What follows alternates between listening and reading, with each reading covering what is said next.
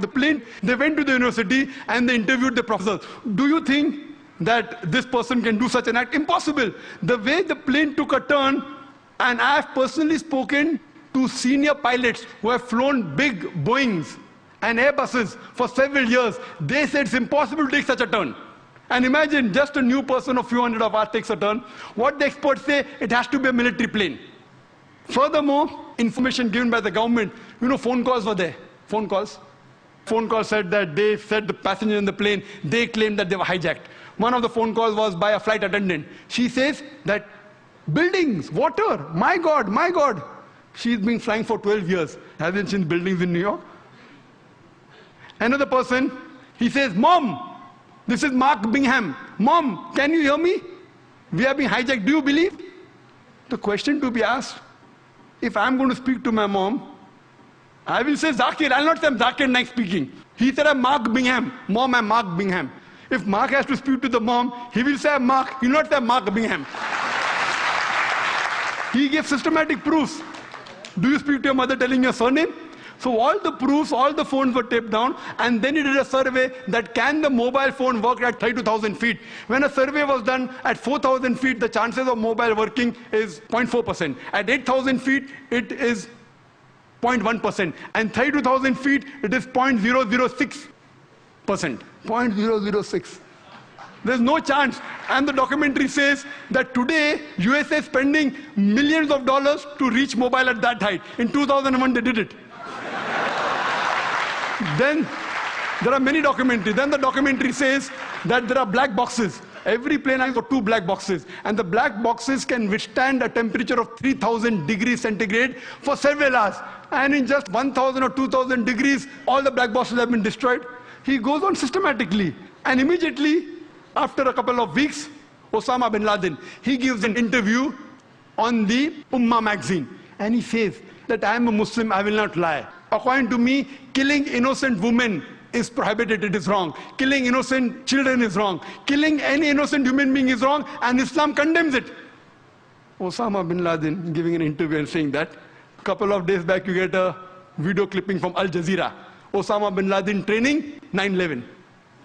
Because 75 professors say it's an inside job, now they manipulate, and after 5 years they're showing on the television. Why?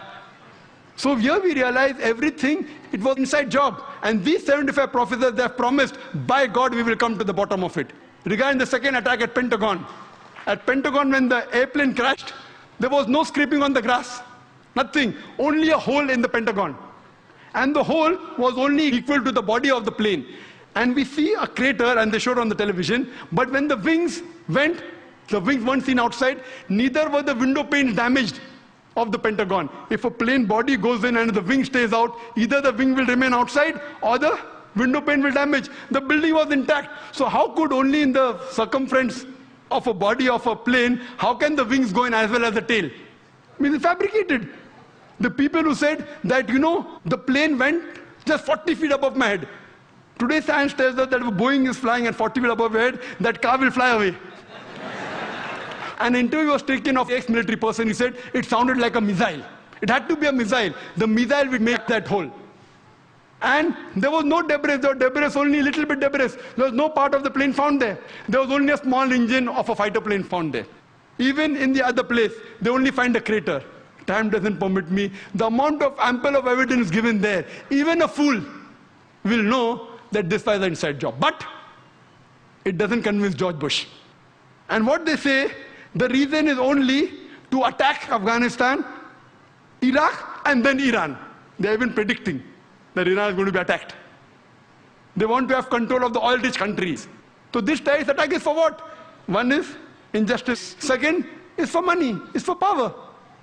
And when any politician finds that he's going to lose the vote, he creates a fear psychosis. Okay, you better elect me, otherwise the Muslims will get you, and they elected. Same thing in Gujarat.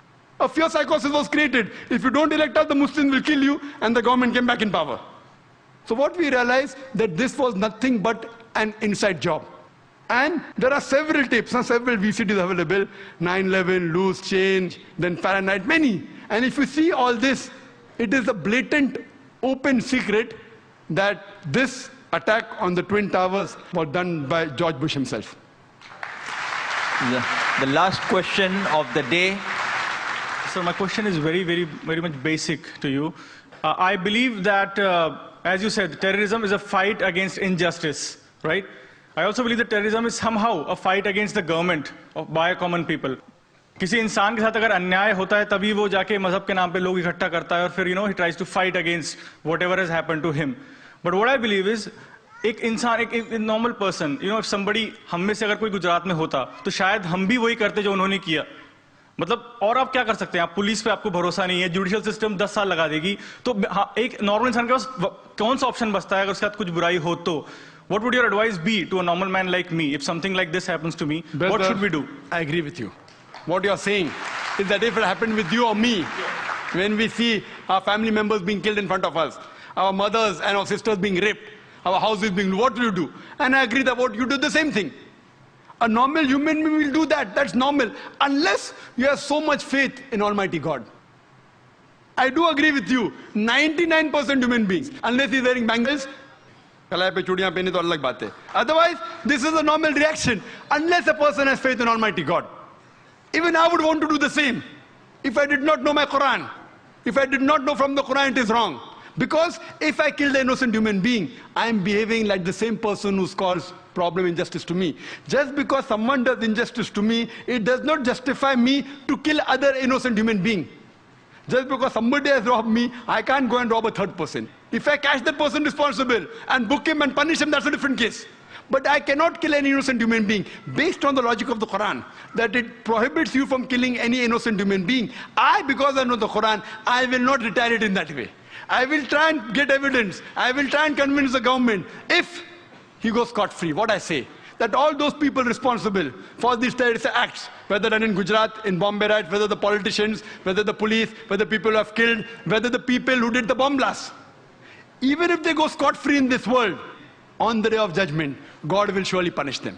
So we as Muslims believe, as it's mentioned in the Quran, in Surah Al-Imran, chapter 3, verse 185, that kullu nafsin zaikatul maut, every soul shall have a taste of death. But the final recompense is on the day of judgment. Because we believe this life is a test for the hereafter, we leave it. If we cannot do something here, we leave it for Almighty God to do the justice. And inshallah, he'll be punished in the hereafter. If we catch Hitler today, what punishment can you give him? 6 million people in Syria, what punishment can you give him? You can kill him once. What about the remaining 5,999,910 people?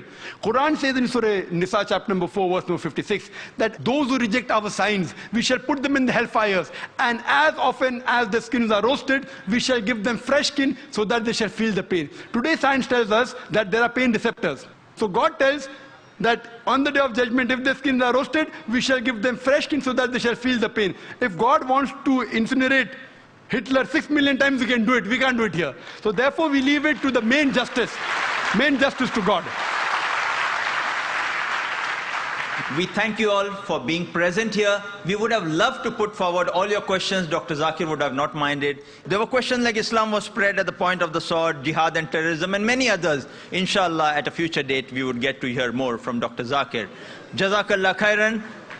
We thank Allah subhanahu wa ta'ala for making this program possible for all of us present here today. And we thank all our guests to have heard the program with so much interest and enthusiasm. Thank you very much. And I would lastly like to thank all the technical people and the people who have been recording this program for many, many millions more to hear it all over the world. Thank you. Jazakallah khair. Assalamu alaikum.